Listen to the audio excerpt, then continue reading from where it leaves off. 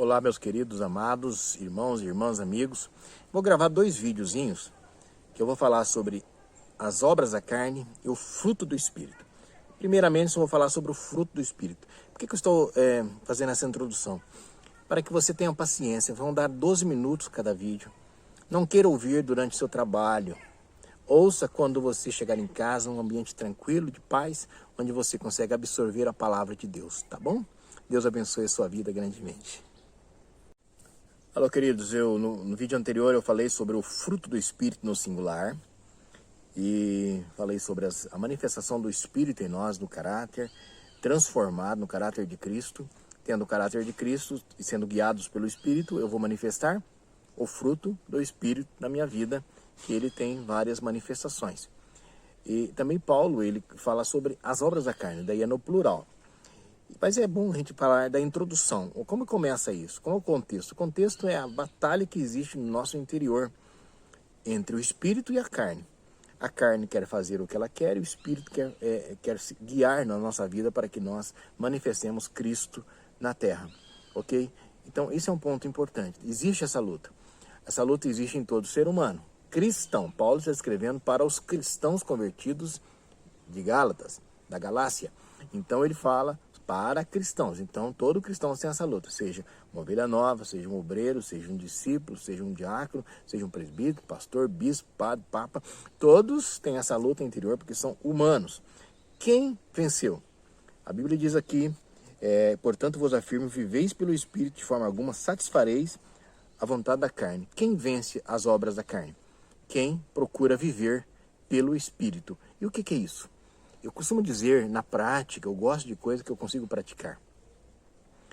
Se eu recebo no Espírito, eu recebo na carne. Eu recebo uma notícia no Espírito ou na carne. Eu recebo uma correção no Espírito ou na carne. Eu recebo as afrontas no Espírito ou na carne.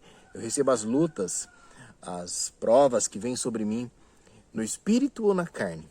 Se eu recebo na carne, é porque o meu caráter ainda não está transformado segundo Cristo, e eu manifesto as obras da carne.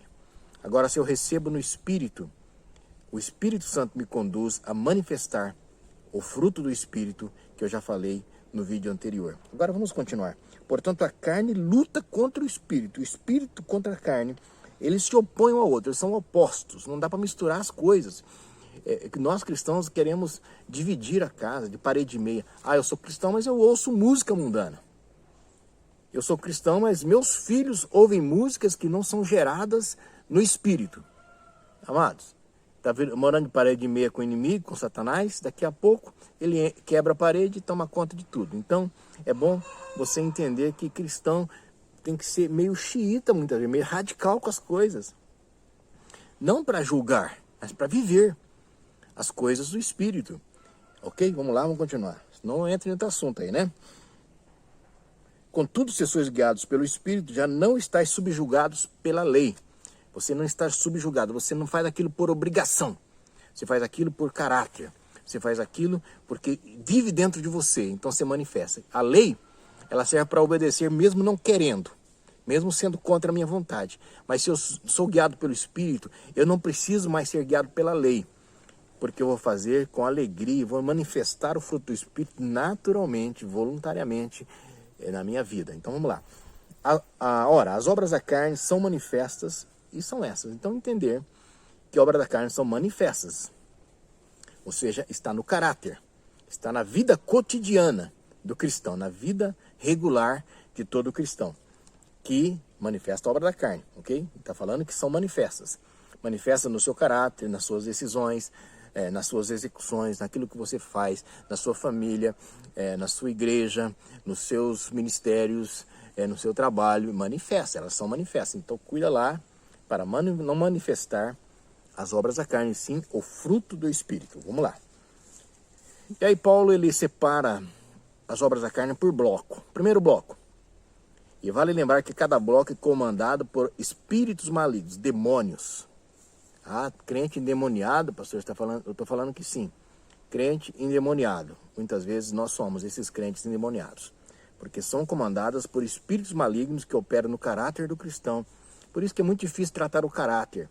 Caráter precisa de uma decisão da pessoa em querer mudar. aquilo que está errado na vida dela, na obra da carne, querer mudar e passar a viver os frutos do Espírito. Tem demônios, tem caráter e tem decisões. Ele fala então, imoralidade sexual, impureza e libertinagem. Meu Deus, para cristão isso parece o bicho de 7 cabeças. Não, queridos, não é. Imoralidade sexual tem. Veja um videozinho aí meio malicioso, uma piadinha maliciosa, um comentário malicioso. Eu vejo uma pessoa do sexo oposto e não consigo ficar sem olhar, com malícia. Isso é imoralidade sexual.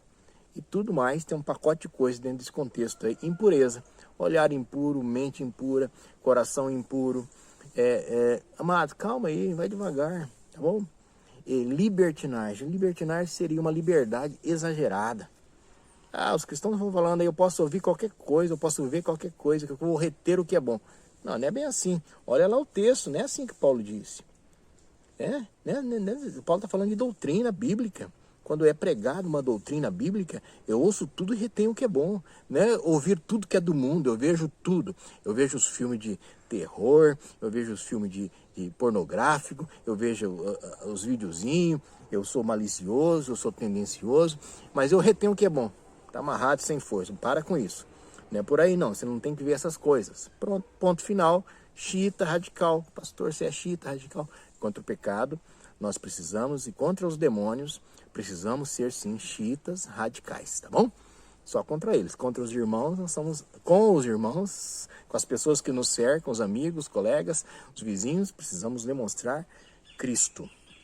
Aí ele coloca outro bloco também, é comandado por demônios. Vamos lá. Idolatria, feitiçaria. Pastor, dentro da igreja tem isso?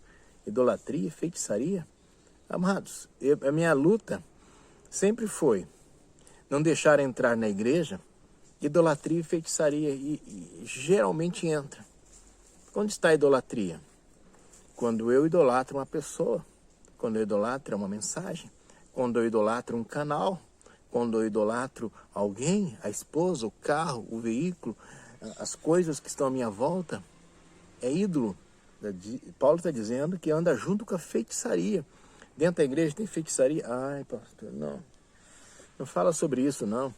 Feitiçaria nos desenhos animados, na minha oração intercessória, que eu quero fazer a minha vontade, não a de Deus. Eu coloco que quero manipular a minha oração para aquela pessoa, o meu marido, o meu filho, o meu colega, faça não o que Deus quer, mas o que eu quero. Feitiçaria. O outro bloco comandado por demônios também. Discórdia, ciúmes, iras, egoísmo, dissensões, facções e inveja. Tudo mesmo bloco. Você vê que são bem parecidos, né?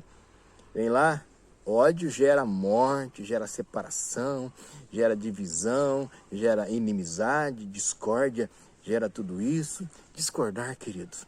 Eu não posso discordar, pastor? Não. Você pode avaliar e ter pensamentos divergentes, diferentes. Mas quando eu discordo, quando eu discuto sobre aquilo, e eu quero que a minha ideia vale, não a ideia do meu irmão. Amados, se nós fôssemos para viver numa comunidade, numa igreja, numa nação, todo mundo pensando igualzinho, então não seria multiforme, seria uniforme. A palavra diz que a graça de Jesus, ela é multiforme, ou seja, cada pessoa manifesta a graça de um jeito. Vamos continuar, porque esse assunto também dá pano para manga, ok? Aí tem os ciúmes, ira, egoísmo, dissensões, facções. Amado, tem muita facção. É obra da carne. Você não gosta da minha sogra, você não gosta do meu sogro, você não gosta da minha nora, você não gosta do meu genro. Amados, como assim? Isso é facção, é dissensão, é divisão. Eu preciso tomar vergonha na cara e manifestar o fruto do Espírito, que você já viu no vídeo anterior, ok? Às vezes é vergonha na cara que tem que tomar, porque a oração já não resolve, não é? Beleza? Falei, tá falado. Vamos lá.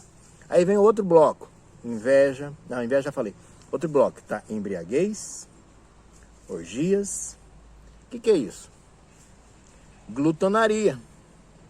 Tá? Mesmo bloco. Paulo chama isso de embriaguez e orgia. Em outra versão fala glutonaria. Exagerar nas coisas. Às vezes a pessoa pergunta para mim, pastor, se pode, o cristão pode tomar vinho? O cristão pode beber vinho? Qual que é a minha resposta? A minha resposta precisa ser sempre não. Mesmo que eu queira ensiná-lo, porque ele quer uma resposta rápida, resumida, sem explicação. Por que a minha resposta é não? Porque, queridos, aquela pergunta tem uma segunda intenção. O cara não quer tomar um cálicezinho de vinho antes de dormir. Ele quer encher a cara, quer se embriagar e quer a autenticação de alguém. Então, a embriaguez é isso. Eu preciso ficar alterado para resolver as coisas na minha vida. Eu preciso me alterar. A embriaguez muitas vezes é da ira, da adrenalina. Tem pessoas que são viciadas em adrenalina. Para decidir as coisas tem que ter um confronto, tem que subir o sangue, senão ele não consegue decidir as coisas. Embriaguez. E orgias. Orgias que é a misturar os assuntos ali e querer que aquela tempestade de ideia, mas que não leva a resultado nenhum. Mas também, por que ele não está lá na libertinagem sexual? Está no outro bloco. Porque está falando de misturar as coisas. Orgia é quando eu misturo a doutrina.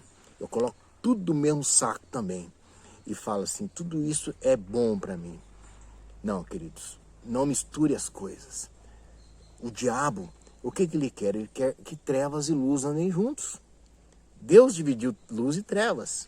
Mas o diabo, lá em Tiago, diz que ele quer fazer isso. Ele quer colocar luz e trevas no mesmo barco, no mesmo lugar. E não dá certo.